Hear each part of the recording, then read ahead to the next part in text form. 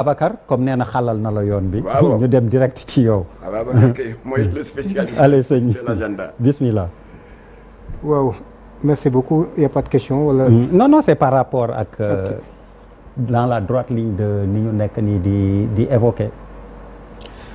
waaw jërëjëf Cheikh Ablaye donc dellu di ndokkeel Mame Matar ci taxawaayam ndax à son âge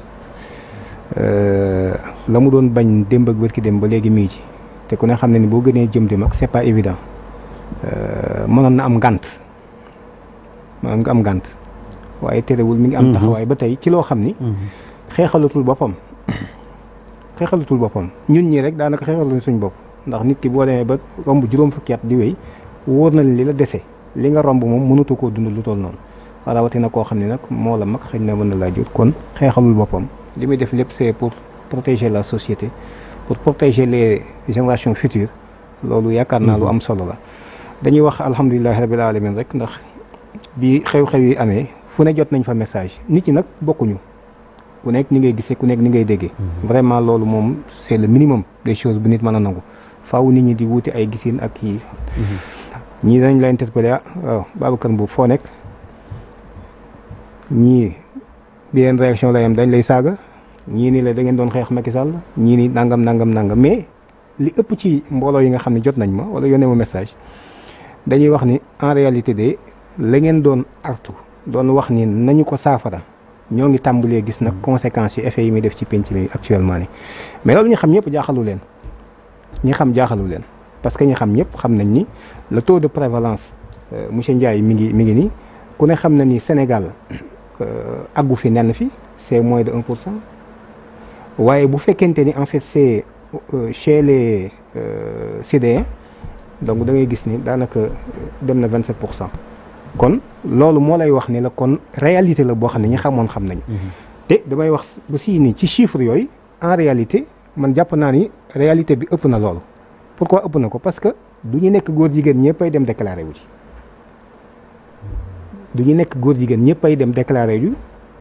am na ñoo xam ne si seen statut boobu ñoo ngi ko toogaale nëbbaale ko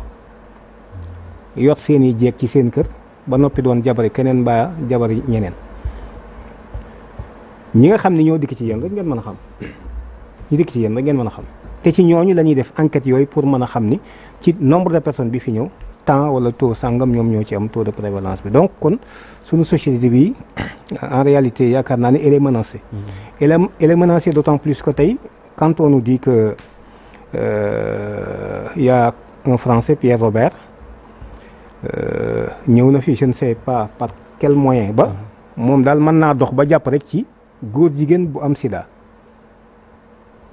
je ne sais pas loolu xëy na fu mu mën a amee loolu ñooñu lay recruter ñu doon ay formateurs di cibler ay ndaw des enfants de 3 ans à 15 ans voire 18 ans des enfants de 3 ans. 3 ans des enfants de 3 ans presse bi yëpp relayé nañ ko des enfants de 3 ans. mais gone gu am 3 ans mais vous imaginez gone gu am 3 ans. gone gu am 3 ans qu'est-ce qu'on fait avec un enfant de 3 ans mais kooku bébé la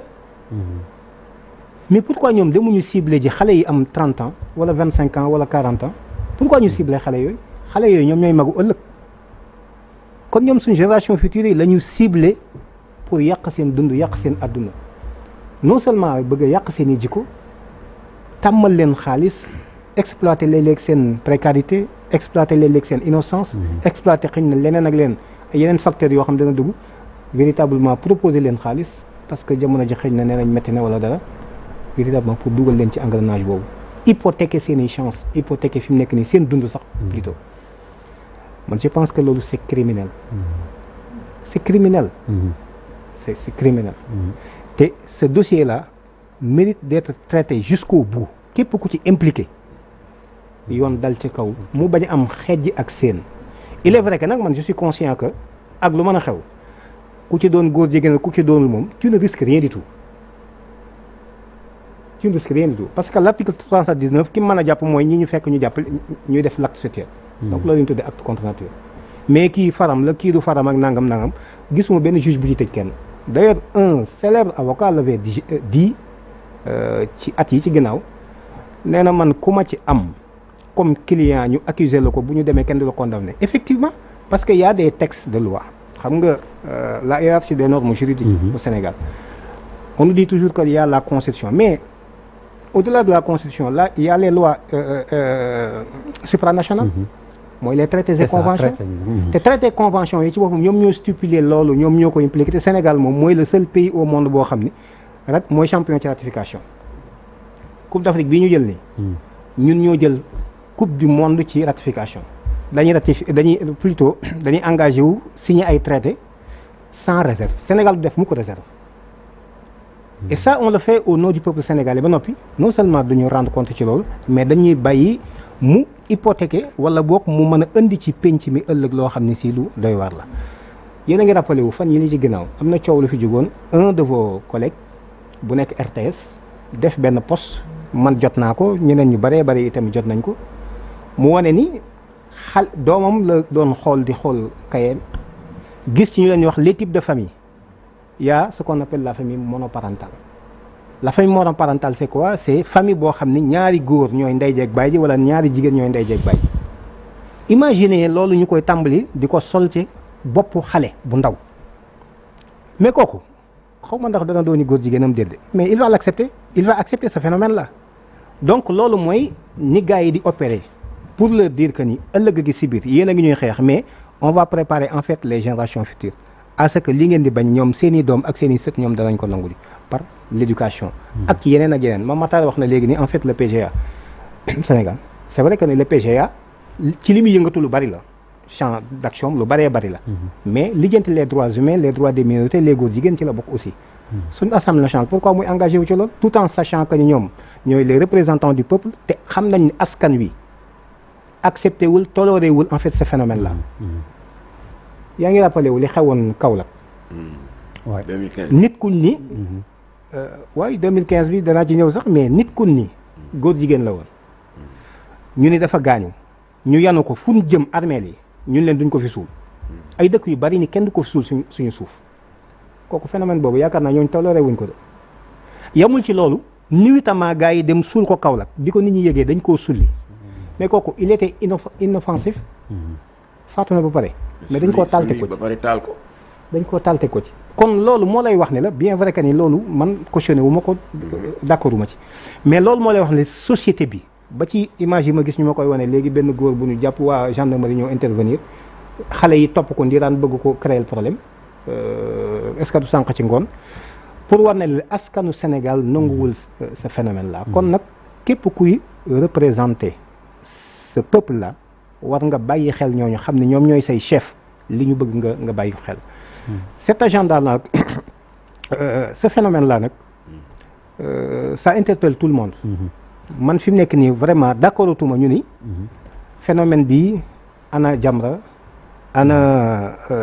Abdou Karim Gueye ana ànd sàmm jikko ana Babacar Mboup non gis nga mbir bi du suñu mbir mbiru askan la te tant que ñoo ngi yaakaar ni dafa am kuréel bu war a jóg taxaw ko liñ ci bëgg duñ ko am loolu ci solution yi xanaa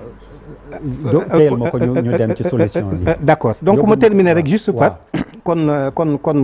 après ñu dellu si waat laaj ku ci nekk lu mu ci xalaat comme solution d'accord kon ma dellu si waat rek ci en réalité ñun on a toujours parlé d'agenda un agenda te on a toujours précisé aussi que ni ñun suñuy action dirigé wuñ ko contre un régime X ou Y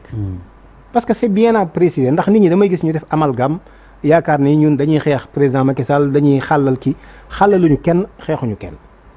gis nga cet agenda là jàpp naa ni ñi ci njëkk a jëf c'est sous l'ère du président Abdou Diouf l'homosexualité était considérée comme une maladie par l'Organisation mondiale de la santé les 9 premières classifications des maladies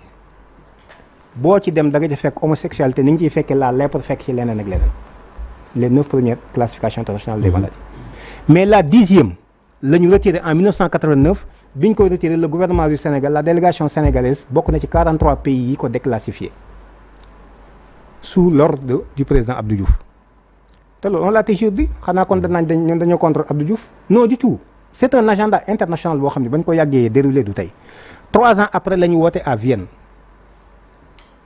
sous l'égide des Nations Unies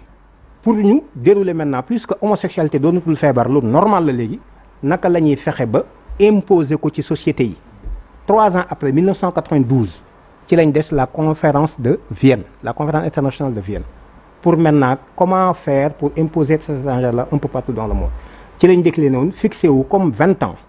objectif ni d'ici 20 ans ce phénomène-là en fait va passer résolution yi on l'a toujours démontré tey jii xam naa du am temps wu di ci attardé wu loolu bi ñu ko defee avant muy am 20 ans am na la résolution 17-19 bu comité des droits de l'homme des Nations Unies boo xam ne moom moo consacré ce qu'on appelle les nouveaux droits moo waral toujours damay wax ni nit ñi ci subtilité bu ngeen seetloo yéen journalistes yi da ngeen gis ni ba ci observateurs yi les gens ne parlent plus de droits de l'homme ils parlent de droits humains pourquoi nit ñi taxawuñu laaj loolu lan moo tax kenn waxatul droit de l'homme te pourtant ñun li ñu jàngoon mooy la déclaration universelle des droits de l'homme ñëpp xam ko 30 articles yoo xam ne mën naa toog réciter ko mais ils parlent maintenant de droits humains pourquoi parce que les droits de l'homme moo concerné tout simplement les 2 premières générations des droits de l'homme yi nga xam les droits issus du libéralisme et les droits tirés en fait du socialisme tout simplement mooy droit yooyu maintenant après la déclaration en 1948 il s'est trouvé que ni am na yeneen nouveaux droits yu juddu dont celui des LGBT des góor jigéen mooy les droits des minorités léegi ñooñu fan lañ leen di dugal te prévoir leen ci texte bi moom loolu lañ tuddee les nouveaux droits mooy àq ak yelleef yu yees loolu moo tax il parle maintenant de droits humains boo ko ci rokkosee jigéen ji amoon na ñaari doom ba pare ban ni moom dem na ménopause waaye léegi ginnaaw taxaw nañ mocc ko di fittasu ba jigéen ji gëqaat doom mais doom jooju léegi il faut day yokk famille bi doonatul ñaari doom rek kon ñaari génération yu njëkk dafa am beneen 3e génération bu ci dolleeku moo tax on ne parle plus de droits de l'homme on parle de droits humains moo tax bi président Macky Sall di jóge amoon na ministère chargé des droits humains ba bi régime bi daanu 24 mars 24 naka la sax non mars lañ mujjoon voté je pense ah waaw février la ñu waroon voté mais finalement mars la ñu voté mais bi ñu fiy jógee en tout cas y avait ce ministère là ñu rattaché woon ko ci ministère de la justice parce que la ko jiitu woon ministère du femme ak genre la créé woon bi ñu ci coowee ba noppi ñu retiré ko mais yóbbu ko fële te observatoire boobu mi ngi fi ba tey la question c'est cette question du genre fi mu ne mi ngi ci suñu institution yëpp fi mu nekk nii wax nañ PGA bi nii yéen a ngi rappelé wu UNESCO ak coow li mu fi indi woon ci seen séminaire boobu ñu doon def pour préparer l'école sénégalaise à ce que véritablement ñu commencé dugal en fait module yooyu ak feneen foo dem da nga fa gis loolu mais loolu moo ñuy wax ni cette société là ñun suñu société bi elle est menacée man dama xamul dañu gisul danger bi wala mais la société sénégalaise est menacée te lii ñu gis nii yàlla xam ne du dara par rapport ak ce qui nous guette kon nag loolu ñëpp la interpellé oui vous journalistes mën ngeen ci def liggéey bu am solo acteurs politiques yi surtout parce que ñoom ñoo yor fi mu nekk nii mën a jël décision oui solution